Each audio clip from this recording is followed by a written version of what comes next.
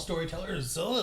It's Storytelling Ron. I'm going to talk about what I did yesterday, which is I went to I think it was the first ever Biblical Missions Conference run by Grace Community Church, or Grace, the Masters University International, or something like Masters International, something like that. Anyway, I'm going to show you just like what happened, what I got, in my thoughts on this thing. Oh, my little water bottle. I'm going to come out and confess this. I don't get it. I don't get conferences, like any conference. It's just weird to me because it's like, I'm going to, I guess, denigrate conferences. And our church does a lot of these, and I've been to a few, and they're all the same. And I'm just like, I'm kind of not built for it. And I think I definitely, it's for like fellowship. And if you're more involved in church, I think it's going to be a lot more of a positive experience. Like, here I am constantly saying, support your church. And we do support our church. But I don't go to my church very often. And in even one of the talks, they did say this, and it made a lot of sense. They're talking about picking missionaries, that they only pick missionaries who actually are at the church doing things for the church. And that absolutely makes sense. That's why my game and my stuff, I cannot and shouldn't promote it at my church. And I don't, so I don't have any support from my church for these games. Why? Because I'm a terrible Christian. There's a bunch of different reasons, and I used to go, I was a lot more involved in the church. And I've said in other videos that, I got a little antagonistic and pugnacious and stuff during the sort of the men of the word and the groups and stuff because of because of some of the issues, and I didn't think they were being forward enough about the problems and stuff that each man was having, and I just felt it best that I not cause an uproar,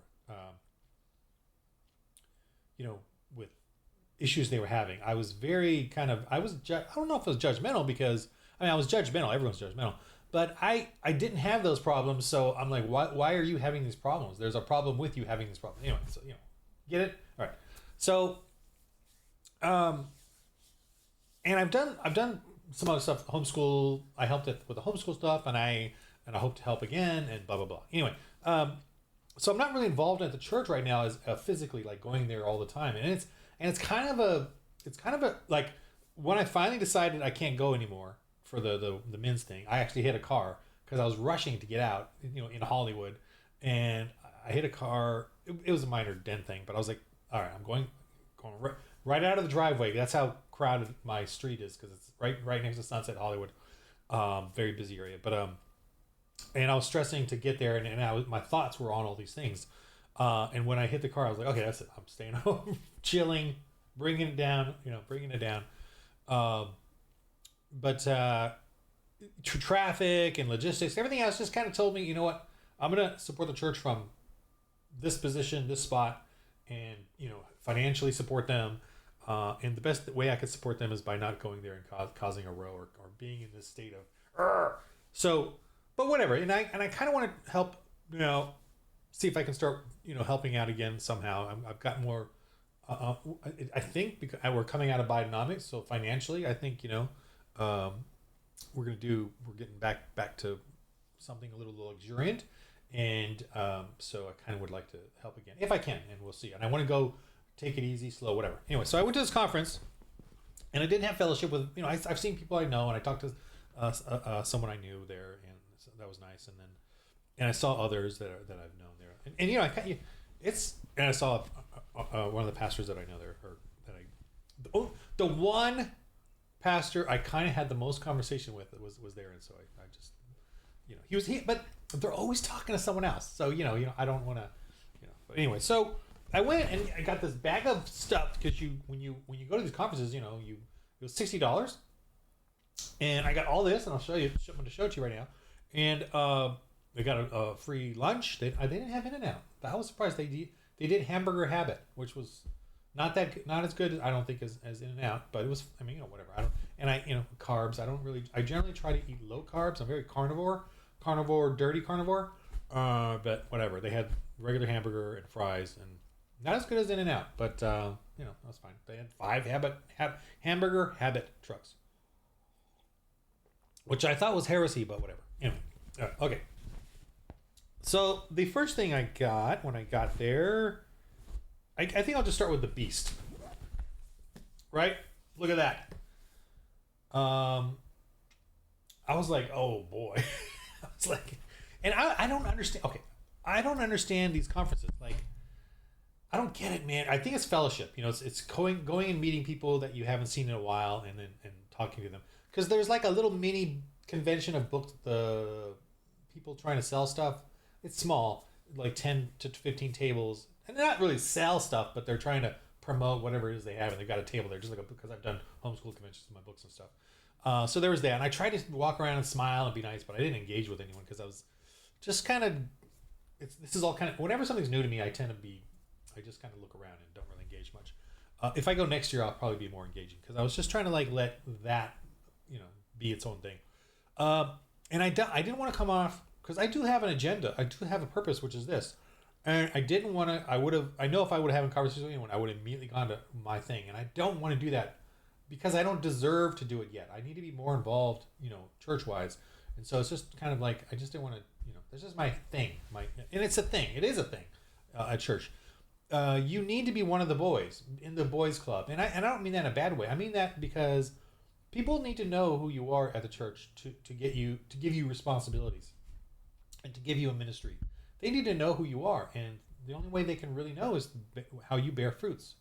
And if I'm not going to go bear fruits at the church, I don't deserve to be starting ministries or getting positions of leadership. And that's right, and I absolutely understand that. And thusly, I don't want to go around pitching what I have because I don't deserve to do that. And that should be true. Not true on the left, not true, in politics. Very true at the church. You need to, very true in real stuff, sports, military. You should be expected to do the hard work first, do the lame work first, or whatever it is, Anyway, and I did. I the homeschool thing. I did. I was the chair guy. I set up chairs and tables when my daughter was there. Anyway, so, but me personally, I know what kind of person I am, and fellowship is actually kind of a difficult, weird thing for me. It doesn't really work very well because I am very truculent. I am very, one of the guys told me, some guy that actually likes me, which I don't know why he likes me, but he says, Ron, you don't have a filter. So when I tell people stuff, I just tell them, you get your act together. I'm kind of that way. Anyway.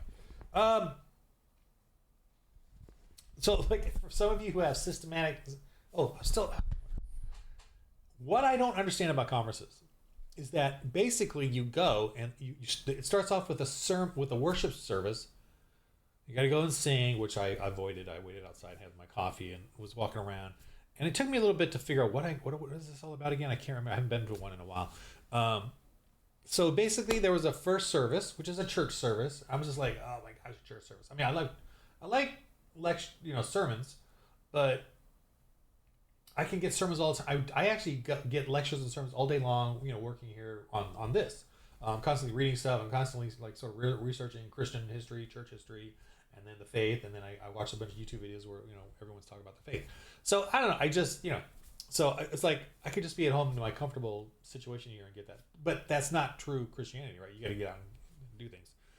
But anyway, so the first one is a sermon service, worship service with a bunch of young fellers and ladies up there on the stage, and it's at this church that's just as big as Grace Community Church. I was kind of surprised. I was like, wow, this is the same, another mega church. I was kind of surprised. I mean, which is a nice thing, but and it was packed. I was thinking 50, 100 people. What an idiot I am. This is thousands of people. I was like, this is just like a service on Sunday. Except there's a sermon, and then that's for a good hour, and about biblical missions and all this stuff I'm going to show you. And then, you got all this, you get this little booklets and stuff. I'll show you this here in a second. But then you get, and the little map. This place is huge. I'll show you that in a minute. But my point, my next point is, I just don't get it, man, because in the sense of, I was just, no, I wasn't bored. I want to say bored, but I was just tired because you sit and listen, sit and listen, sit and listen, sit and listen. You know, and even like watching CPAC, right, for political stuff. That's all it is. You stand around and they just do speeches, talk, panels, speeches. And you know that's for everything, right? All these conferences, and I don't know, man. I'm definitely not the fellowshipy kind of guy in that sense. The networking, I cannot network. I've tried to schmooze and network. I can't do it, man. I've really tried and failed every time. It's crazy. I mean, I've got to learn who I am and what my thing is, and I know I can't schmooze. I've tried. Back when I was at Blur Studios, Blizzard and Blur, and was doing CG animation and in Hollywood, you know, under Tim Miller and all that. I tried schmoozing and couldn't do it. My partner did it, got the jobs, got our contracts, I could not. No one would sign with me money, but you know my partner did it all, and we got great things. We did great things and cool things there under Blur, at Blur Studios, but we couldn't. No one want. It was not me. They. I can't. I don't know. I can't make money. I can do a lot of things, right? Animation, computer animation, editing, music. You can see on here I got some. I composed some great music. Make money? Can't do it. I can't get $3 out of people. So, you know, I've done a few Kickstarters and I appreciate you guys for supporting that. So, but it's always just enough to make about $1 an hour at the end of finishing it. Anyway, so I just it's you do a first sermon, so that's a good hour. Then they have like a 30-minute break, and they have these things called breakouts, right? So then the next few hours is breakouts where you go to smaller little lectures, and for 30 minutes you have a 30-minute break. So I think people are just schmoozing, networking, whatever. Not me, because I mean I know a few people, but I don't have anything. I can't tell them, hey, I'm doing a role-playing game, blah blah blah. Let's work with me on that. They're like, what? So I went to the next one, and I'm waiting there, sitting there. It's a small room. It was like, because this church had a bunch of like classrooms, just like our church does. But it was small, and then it was kind of empty. And then and then 30 minutes. I'm reading through this book, and I'm gonna kind of thumb through it here in a minute. And the breakout was about this certain person, this biography of this certain person in Thailand, Burma, who was a pastor, Adonai or whatever. I read it, and then here I saw because I was just looking through it, and I saw there's him, because I wanted to learn about missionary, and the reason I went to the biblical missions is because I wanted to learn about missionary work, or more. I wanted to just absorb for the game, because you play missionaries and that sort of thing, and I wanted to get some sort of ideas and all that. So I read the little bio. Then the breakout was starting, and it got packed. People just started flooding in. I'm like, oh my gosh! And I'm sitting there, and the guy next to me is big, and I'm like thinking, oh, this is me and my. Some people do not know about mildew in laundry, because there was a stench of. It was mild. It wasn't crazy, but I was like, the dude next to me, who's as big as me, sat there and was like, I was like, oh, this dude does not know about mildew. Because when you I've had this experience where I've had a mildew thing, and my wife has taught me. It took about 20 years, but and you smell, there's that mildew smell, but you don't smell it because you're wearing it and you're used to it. But the people around you, this guy did not fully wash or fully dry whatever he's wearing, it was part of the dirty laundry, because it was like, dang. But it was manageable. Okay. I eventually got used to it and forgot about it. I swear, because there was an old lady, so I let her take my seat. I swear I did not leave to torture her because of the mildew. I did not need. I did notice she was kind of. I forgot about that too. I swear, I did not think that when I saw her. I said, I want to give this lady my seat. Of course, I'm old. I'm sure she was at least 5 years older than me. That's weird, me in this sense. But anyway.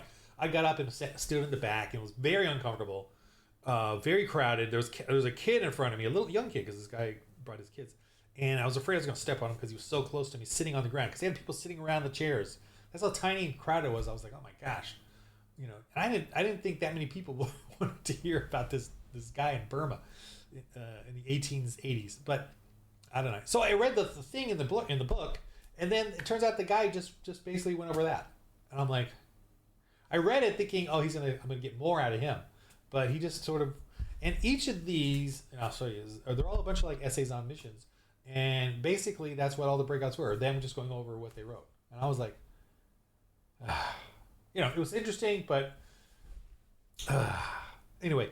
So then I during the 10-minute break where you're supposed to come back to that room, but I don't know why they say that, because the two breakouts felt very different, like the different things, you know, and they're different each, because when you get the little card. You get the little. This is the info thing, but you get the little card telling you the different breakouts. They're quite different, each little one. In each room, those are all the rooms. I should just show you. I actually got a top-down camera here. Oh, where is it? Let me see here. Ta-da! Okay. Oh, I'm gonna do a video on this. I'll probably do that next. Isn't that exciting? Anyway, let me move this out of the way. Right now, because yeah, we're gonna do a video on that. Oh, there's my Bloodzoes reminder gift card. I gotta get my Bloodzoes barbecue. I got it for Christmas. It's March. I gotta get me some barbecue, man. My daughter got me that. Okay, so when you first go, you get these. You get this book first, and then you get these little cards here with, you know, morning breakout sessions, right? And you gotta. It's at 11:15. It's only 30 minutes, and then you gotta rush. You know, and I'm looking through, picking out which ones, and they're different, right? Session A and Session B are a little different. This is an example. Evaluating sending missionaries, should I send or should I no? Raising up indigenous missionaries. See, so this is two different things.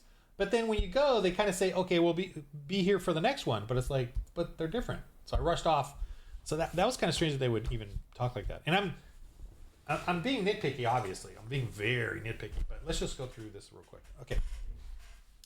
So this is the one I went to because I don't know why. Oh, because missions history is how we got here. So I really wanted something about, you know, the past missionaries and how that worked. The Golden Lamp of Heaven, Adoniram Judson, and Bible-centered missions. And so he just went over that. And here, compromised missiology, theological liberalism. I don't even know what most of this means. Well, I kind of do.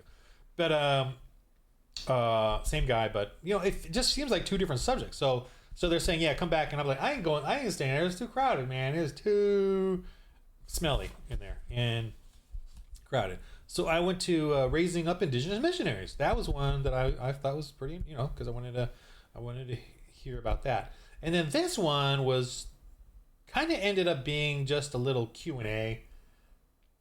So it's weird because you have 30 minutes and then they have a little. They say that the breakouts have Q&A, but the Q&A is very short. You only got one or two questions because it's only 30 minutes, and then you got to break and you got to go to the next one. So it feels very rushed. And I'm criticizing it. I'm just criticizing it.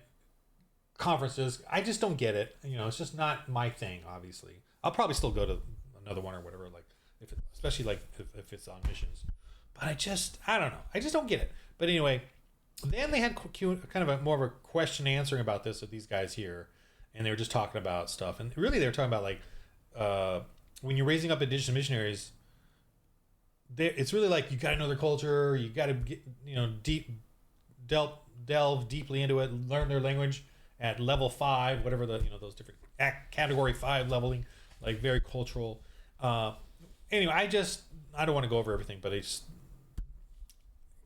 I don't even know what I absorbed. But then you have a lunch, and that's when I got the burger, and you know, it was whatever. It's kind of a long lunch period. Let's see it, 11:50, so 12:25. So not till 1:45 is the next session. So that's like an hour and 20 minutes where you go have your lunch, go hang out, you know, whatever. And I actually did end up seeing the homeschool coordinator, and I ended up talking to her.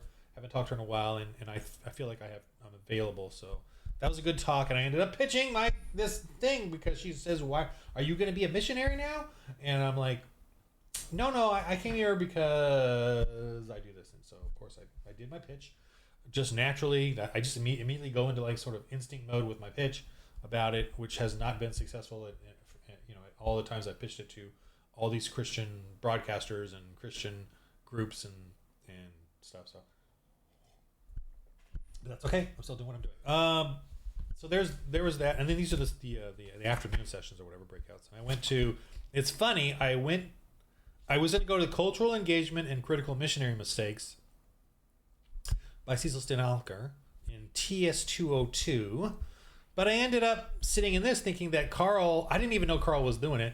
I thought maybe Cecil wasn't there, so Carl was a substitute there because I know he's the pastor. I know Carl Hargrove, and I thought that I said, "Are you substituting or something?" He goes, "What are you talking about? I'm doing this. I'm like, what? And I looked, and he goes, "Oh, you're in the wrong room." So I'm like, I was like, you know what? I'll just stay for Pastor Hargrove.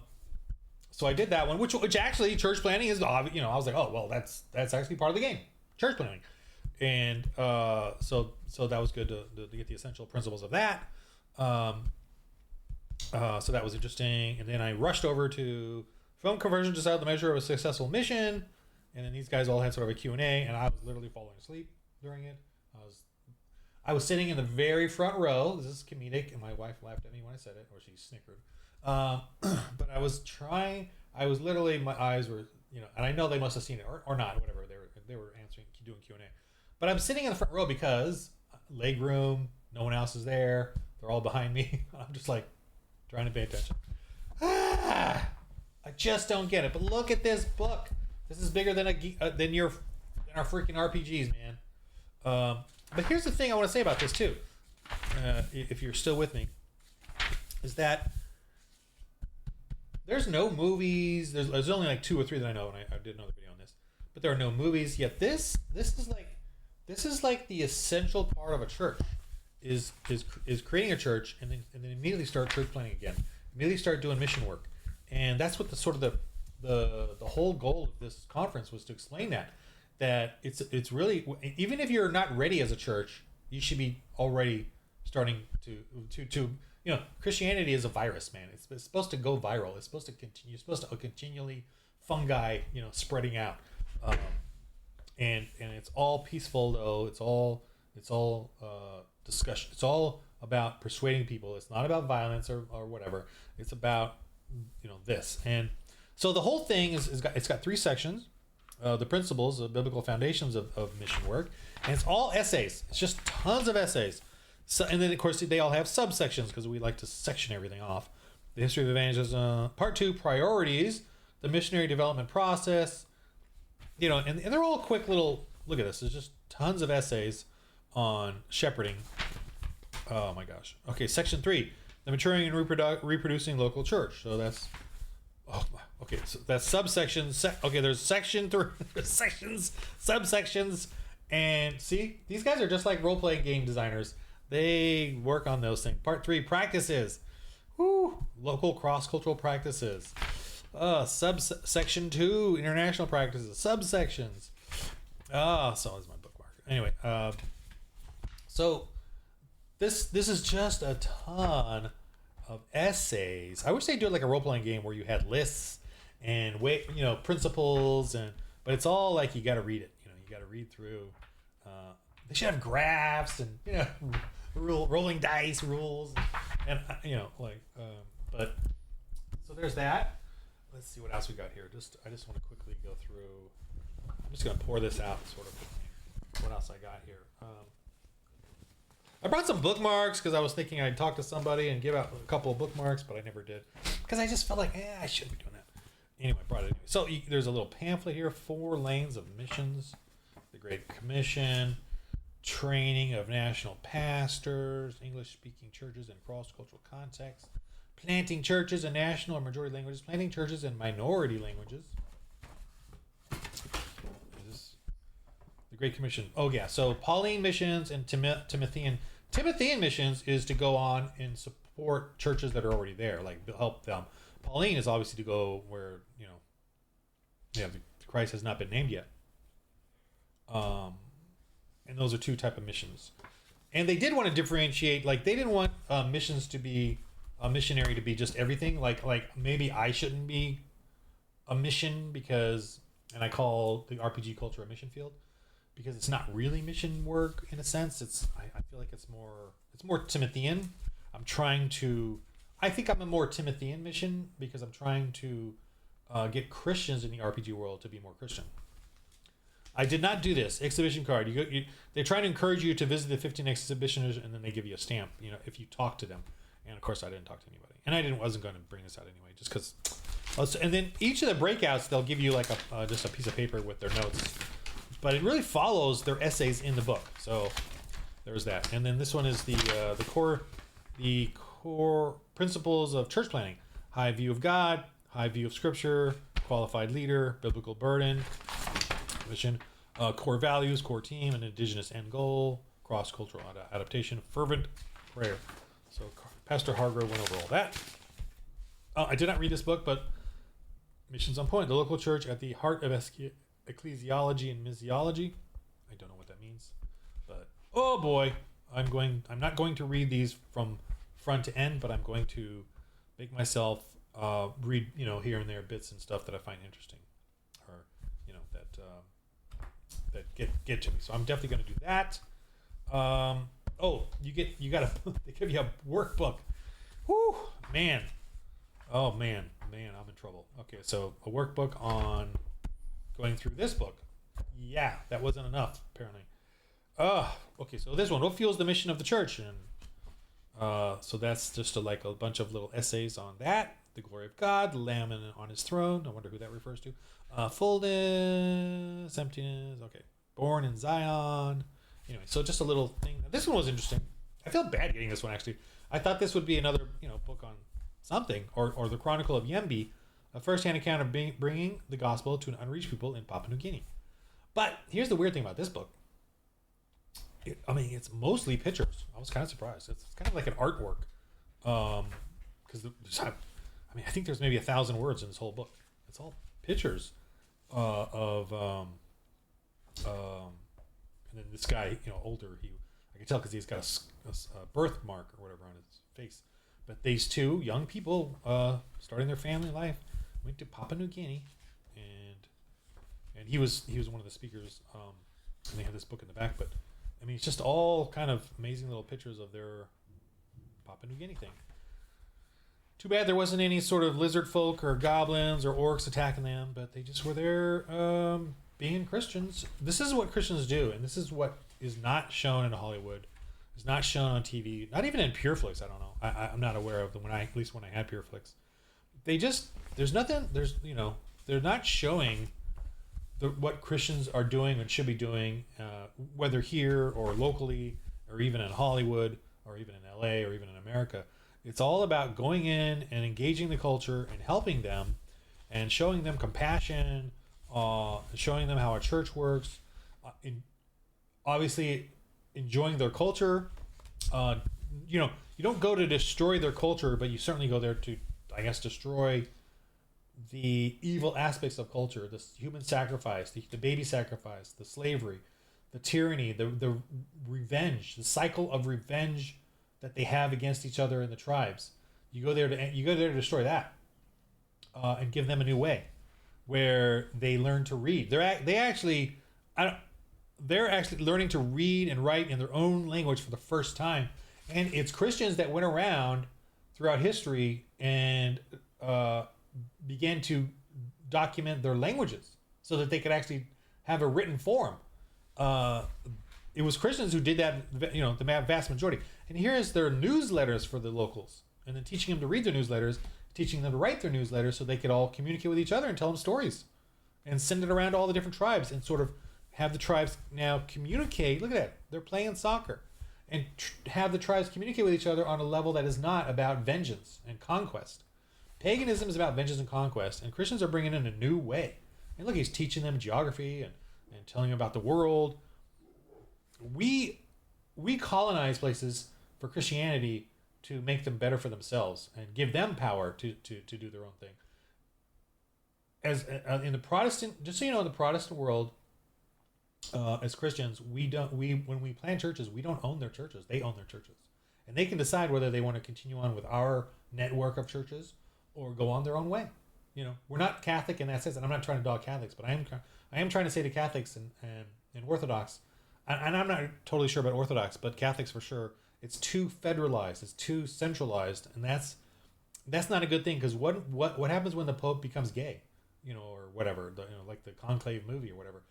Because the Pope is, I understand, I'm going into sacred ground here, but because of the centralizedness of it being at the Vatican, there's a lot of gay problems there, right? And we all know that. What happens when that? Now you're like, oh, but the Protestants are not. The Protestants are affected by gay as well. There's gay getting, yeah, absolutely, but they don't control everything. When they take over a section of it, the Christians leave and start a new church. We start a new legit church or network of churches or whatever. We are not, as Christians, we're not controlled by a church or the church or a centralized church. Where there are two or more of us, we can start a church, and we have the Bible. We don't need anyone else. Now, the network of people is obviously better and more helpful, but like if Papua New Guinea started their own churches because of us going there and colonizing them, they could choose to whether they stay with us or do their own thing. And hopefully, they'll stay with the Word, because the Word is the most important thing. But this is like just amazing. They got these. Oh, they're getting lessons for the Bible in their language. I'm going to be a little silly here and try to read this. Ino bafu sambian lam otos asat. You know what I mean there. But anyway, so this is just like an amazing little artsy book. I was kind of surprised. And they're training them up to be their own pastors. I think there's a picture here somewhere. Yeah, where they become certificates of be pastors. So these guys can start their own churches and then teaching them, look, computers, and become their own pastors and do their own churches and get people to donate and build up from there. And you as Christians too, we do allow them, we do accept. We don't go in and destroy their traditions and ceremonies and stuff, but we do it for the Lord. Like a Christmas tree was possibly a pagan idol, and we're saying, well, just have it, but do it for the Lord.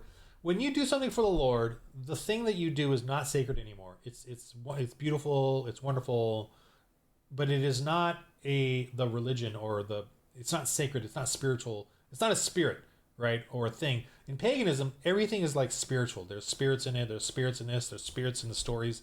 You have to fear this, you have to fear that. In Christianity, we take it, we make it family friendly, we make it a fun tradition, entertainment, but we don't make it sacred at all. It is not scary. It is not it is not a curse. It is not whatever. It's just a joyful thing to do because to do something. We all have to have culture, and so I've got a lot of stuff to read here. But the problem with this is I actually have something else I got to read right now. Well, I got my Bible I got to read, but I got to read this because I'm going to be doing a creation tour soon for some homeschool kids that are 8th grade, and they're reading this book right now. So I got to read this book. I mean, I'm sure I know everything in it. I just started reading it, but I got to read it again. Oh yeah, man. I got to read that one. But I got to start reading this or finish it anyway, so that I kind of know where they're at. So yeah, I get things to do for the Lord, just because I love doing things for the Lord. And it's all mishmash and chaotic, but I think that's the best way for me. It's just having all those different fun things to do for the Lord.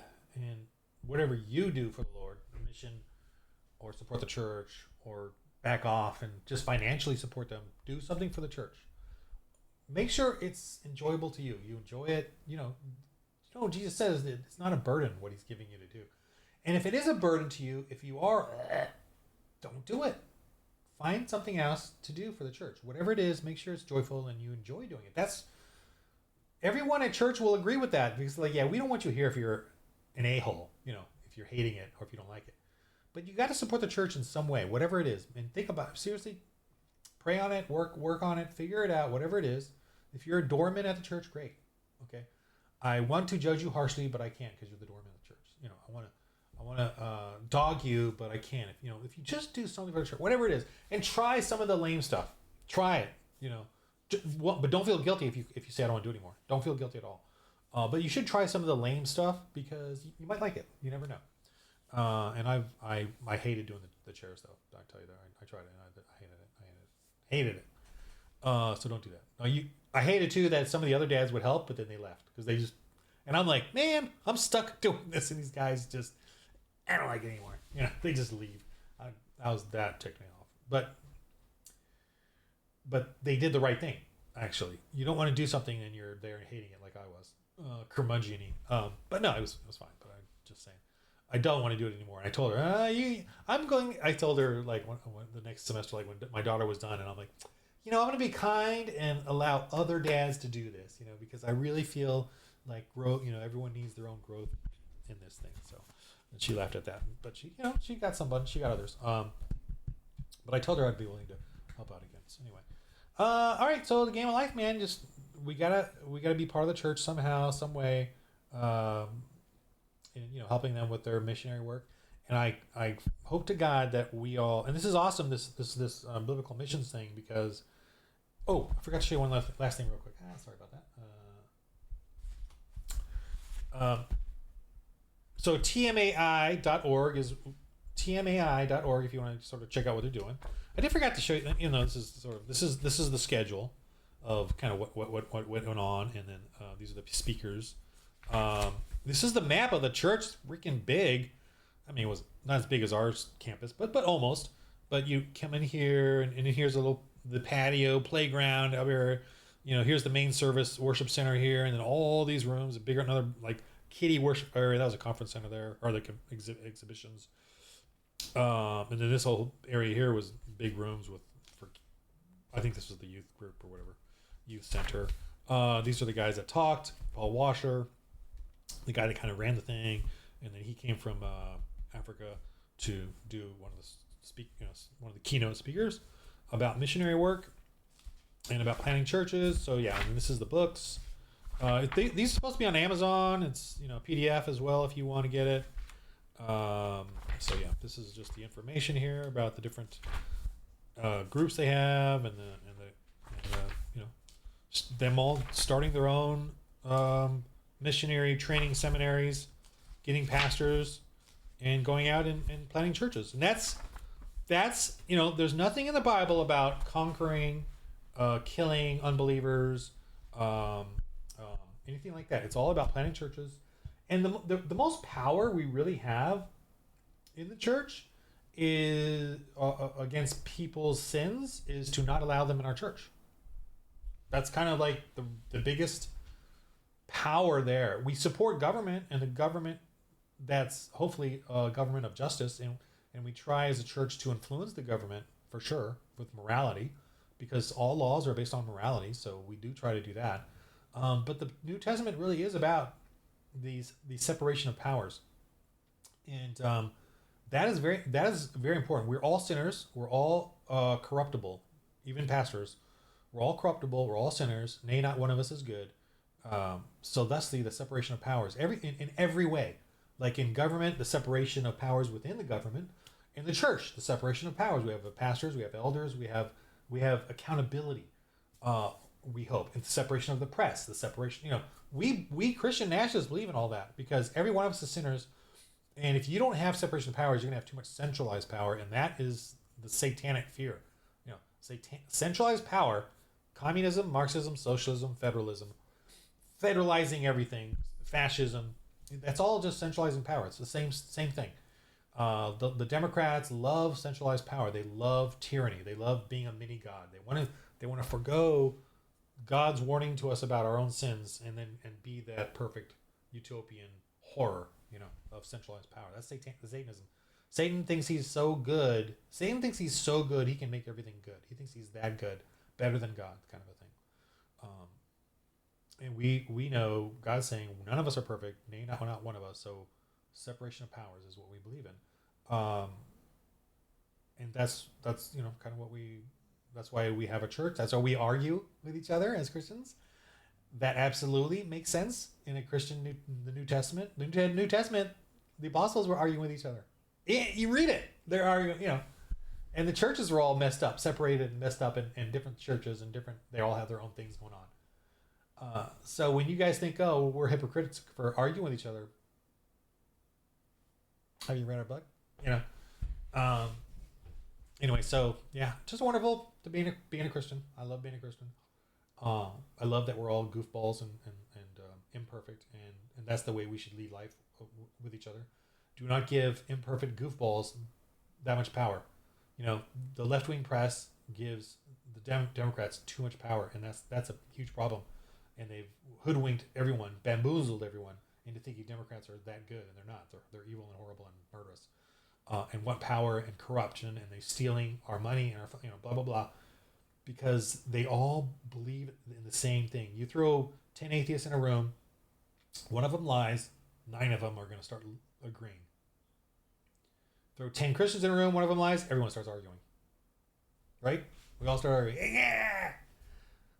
3 are going to agree with the lie.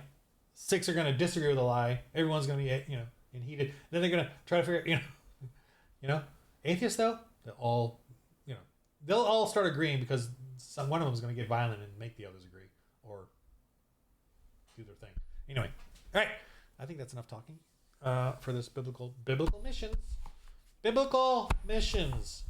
I'm a little excited here because I think this is the first of their thing. Oh, I have the systematic theology. Oh, here. So hold on. One last thing. This is a funny books by Wayne Grudem, and everyone kind of jokes about this one.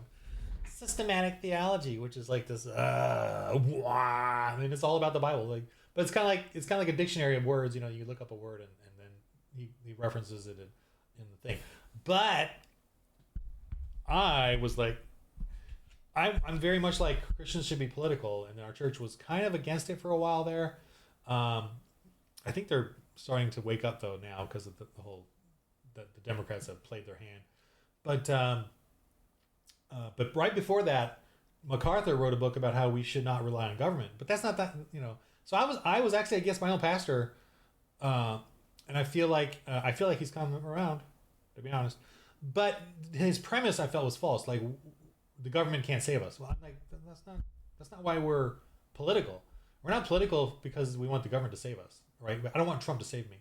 I want the government to keep evil from hindering our church, our ability to be Christians. That's all. That's all I want. I want the government to be a fair playing ground, right? Give us a fair playing ground, and then we Christians will kick some butt. You just give us a fair playing ground, and we will win. But the Democrats and evil knows that if we had a fair playing ground, we would win. So they know they can't do that. They have to lie, deceive, and all that. That's all I want from our government.